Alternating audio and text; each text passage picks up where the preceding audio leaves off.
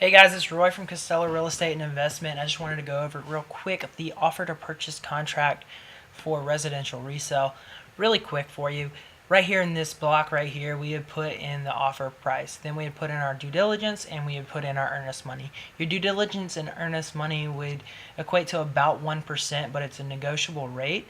And if it's a hot property, then you're going to want to probably do a higher amount of due diligence to make it more attractive to the seller. Then you would have your escrow agent. We would like this to be your attorney, and just because we want it to be in somebody's hands who practices law, just because we believe that'll be in the best interest of you. Then we have the due diligence period. This starts at the time of the accepted offer and goes through the amount of time that we put here. We usually would shoot for about 3 weeks or higher at this point because we want to be able to get all the inspections and things like that done and get the report back and then submit a due diligence repair request to the sellers. Not in North Carolina, repairs and things like that aren't guaranteed because homes are as is, but we're going to try to do whatever we can to leverage whatever we have to win the deal and get those things repaired or get something to compensate you for those red flag things. Right here is the settlement date. We had put a settlement date. This date is not guaranteed. There's a 14-day window that we can use or the sellers can use after this settlement date. So after 14 days, something has to occur.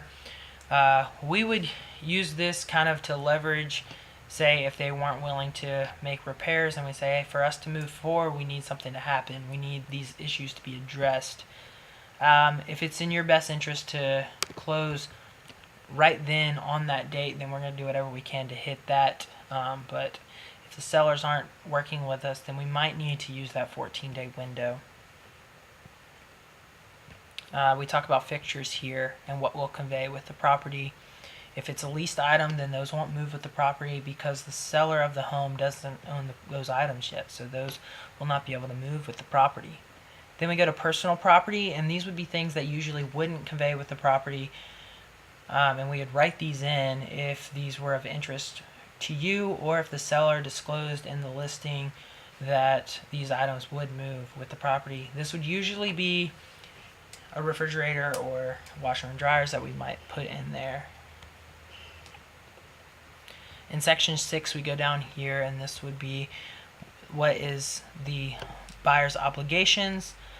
So these would be cost to the buyer. So I would take a look and see about this. Those are usually just your inspections and your attorney fees, your title search that's paid to the lender, or the lender finds those things, and those types of things there.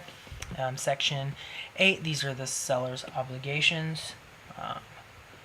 We have a line here, and this is who's going to be on the deed.